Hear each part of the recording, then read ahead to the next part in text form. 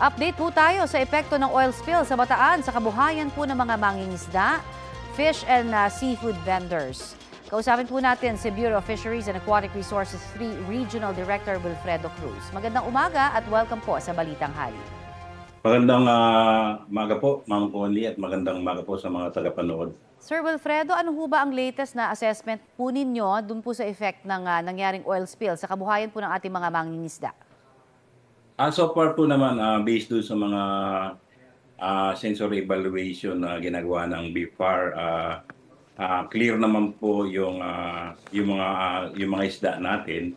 But of course, nagpatupad po kasi ng ban sa fishing ban yung within 4 kilometer radius yung bayan ng Limay. But yung ibang provinces po na medyo malayo po yung oil spill dahil nag-southward nga po ay maayos naman po at safe naman po kainin yung ating mga isda dito sa bandang Bataan po, maliban sa bayan ng Limay saka po ng Maribeles. Okay, so 2 lugar lamang po ang tinitingnan natin na hindi paligtas para ho pagkunan ng ating mga isda. Yung Maribeles at Limay lamang ho? Yes po, nire-recommend po dahil siya po ay nasa ground zero. Although yung mga based naman sa sensory evaluation ay pumapasa din naman po. But of course, nire-recommenda natin dahil sila ay nasa ground zero. At of course, sinusugan naman po ito ng Executive Order number 32 na inilabas ng municipal government po ng Limay na binaban po yung 4 kilometers radius na fishing sa kanilang area. Okay, I see. Pero yung mga parameters po na tinitingnan po ninyo para magdeklara ho ng fishing ban, ano-ano ho ba? Of course, based yun pong ating sensory evaluation at yung inintay pa po nating analysis sa polycyclic aromatic hydrocarbons which expected to be released next week po. But yun lamang po, aside from that, ang banning naman po ay nasa discretion na po ng local government units. Okay, pero ilang nagtitinda po ng seafood ang humihiling na sana ay makapaglabas na daw ng advisory sa mga lugar na apektado po ng oil spill para magabayan po yung mga mamimili. Ano po ba ang ating plano tungkol dyan? Ang provincial government naman po ng Cavite, naglabas sila ng Executive Order number 38 na banning the collection and selling. So until such time na mali po yun, so nasa local government din po yun. But ang BFAR 4A and NCR naman po ay tuloy-tuloy din naman po ang araw-araw din ng pagkoconduct ng sensory evaluation. So since meron po tayong executive order in effect, so kailangan po ano po dyan. Sir, may mga dineklarin pong lugar na may red tide naman. Ano? Ito ho ilabas naman dun sa area po ng may oil spill, di ba? Po, ang red tide naman po ay lifted naman po yan, yung bayan ng Samar at saka nagkaroon lamang po ng konting traces nung I guess 3 weeks ago. But for the 3 days consecutive na po namin assessment o yung laboratory analysis ay hindi naman po siya tumama sa shellfish kaya nalit po siya agad. So wala po tayong shellfish bulletin sa Manila Bay. Marami pong salamat. Yan po naman si BFAR Regional Director Wilfredo Cruz. Magbabalik sa GTV ang bagong season ng Business Lifestyle Program na Negosyo Goals.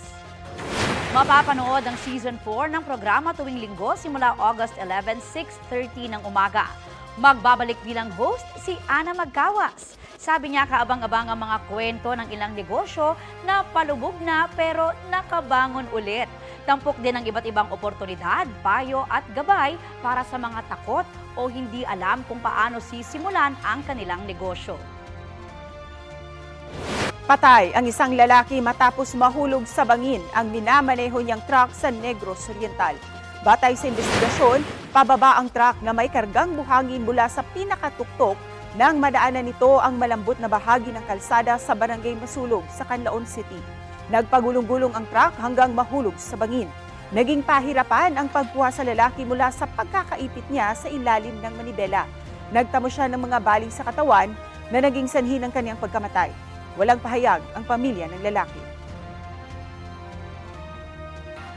Patay din ang 19 na taong gulang na estudyante matapos sa maaksidente sa Solsona, Ilocos Norte. Base sa investigasyon ng pulisyan, nawalan siya ng kontrol sa manibela ng minamanehong kotse. Bumangga yun sa nakaimbak na lupa sa gilid ng kalsada at nahulog sa sapa. Dead on arrival sa ospital ang biktima dahil sa tinamong matinding sugat sa ulo. Walang pahayag ang kaanak ng nasawing estudyante.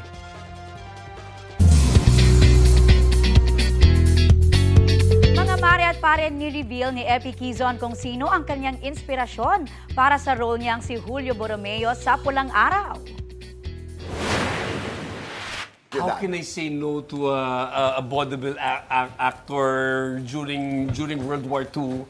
Which kwento ng tatay ko yan sa akin. When I saw it, I'm like, oh, I'm in. Tribute daw ni Epi ang iconic role sa yumaong ama na si Dolphy na dating vaudeville dancer.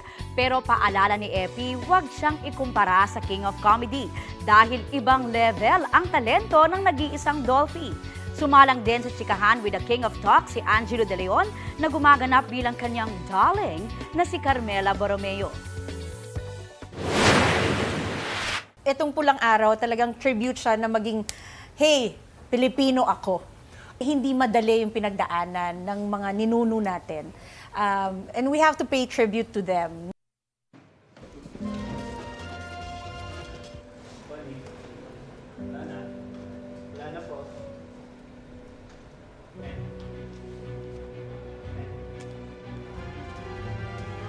Mabibilis na balita po tayo. Arestado sa buy-bust operation ng isang lalaking nagsisilbi umanong marijuana distributor sa Imus, Cavite. Nasabat sa kanya ang vape cartridges na naglalaman ng liquid marijuana, marijuana oil at high-grade marijuana kush. Ang mahigit 200 gramo ng kontrabando nagkakahalaga ng aabot sa mahigit ₱250,000. Ayon sa suspect, ibinibenta niya ang mga yon online kung saan din siya kumukuha po ng supply. Nahaharap siya sa reklamong paglabag sa Comprehensive Dangerous Drugs Act of 2002. Matapos ang halos 3 dekada na aresto sa Valenzuela ang isang lalaking wanted sa kasong pagnanakaw noong pang 1997. Ayon sa pulisya, miyembro ang suspect ng Niepes Robbery Group na nasa likod ng serye ng pagnanakaw sa Bulacan at ilang pangkaratig lugar. Paliwanag ng suspect, inalok siya ng trabaho noon pero hindi niya inakalang pang-hold up ang kanilang gagawin. Hindi rin daw siya nagtago dahil nagtatrabaho siya bilang construction worker. Matatanggap na raw ng mga nagtatrabaho sa gobyerno ang first tranche ng salary increase nila na nakatakda po ngayong taon. Ayon sa Department of Budget and Management, kasama na sa panukalang 2025 national budget ang 70 bilyong pisong adjustment para sa first at second tranche ng salary increase o yung para sa 2024 at 2025. Retroactive o ibibigay pa rin po ang dapat na salary hike simula noong Enero ngayong taon. May 4 na tranches ang dagdag sahod na ibibigay hanggang 2027. Simula 2025, magkakaroon na rin daw ng 7,000 pisong medical allowance ang mga empleyado. Inaayos na ang executive order para dito. Mas maliit naman ang inilaang travel budget ng Office of the President sa susunod na taon. Base sa National Expenditure Program ng ahensya, nabawasan ito ng 94 million pesos kumpara sa 2024 budget. Sa kabuuan, mahigit 1 bilyong piso ang pondo para po sa biyahe ng Pangulo. Kabilang sa mga hinahangaan sa Pulang Araw ang ilang child actors ng serye. Aba, nakikipagsabayan din sila sa aktingan. Kabilang sa hinahangaan online ang gumaganap na young Adelina na si Cassie Lavarias. Mapa-comedy at drama ang eksena, angat ang galing ni young Adelina. Na-overwhelm po ko sa lahat po ng mga comments po na binibigay po nila sa akin, papuri po. And just want to say thank you po sa pagsusupport po.